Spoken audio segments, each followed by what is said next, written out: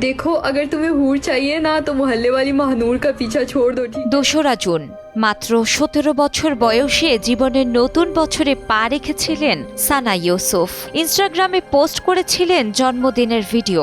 চোখে ছিল স্বপ্ন, মুখে ছিল হাসি। কে জানতো জন্মদিনের সেই হাসিই হবে তার জীবনের শেষ হাসি। মাত্র 10 ঘন্টা পর সবকিছু থমকে গেল এক ঝলকে, গুলির শব্দে। পাকিস্তানের রাজধানী ইসলামাবাদে অজ্ঞাত বন্দুকধারীর গুলিতে প্রাণ হারান এই উদীয়মান টিকটক তারকা। এ সময় G13 সেক্টরের নিজ বাড়িতে ছিলেন তিনি। পুলিশ জানায়, এক অজ্ঞাত ব্যক্তি খুব কাছ থেকে কয়েক রাউন্ড গুলি চালিয়ে পালিয়ে যায়। গুরুতর আহত অবস্থায় হাসপাতালে নেওয়া হলে চিকিৎসকরা সানাকে মৃত ঘোষণা করেন।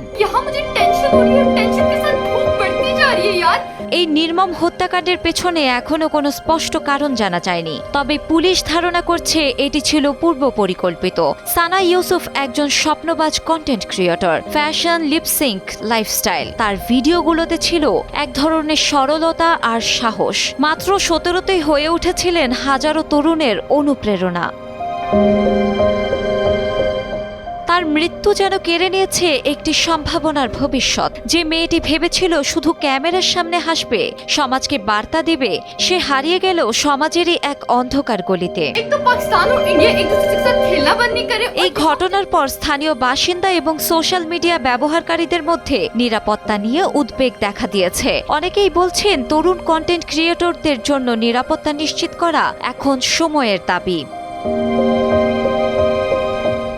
সানার মৃত্যুর খবর ছড়িয়ে পড়ার পর দেশ জুড়ে ব্যাপক প্রতিক্রিয়া সৃষ্টি হয়েছে।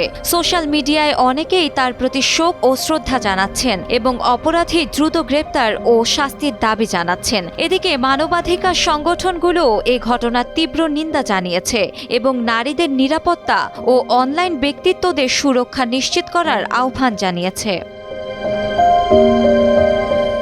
ডেস্ক রিপোর্ট, সময়ের আলো।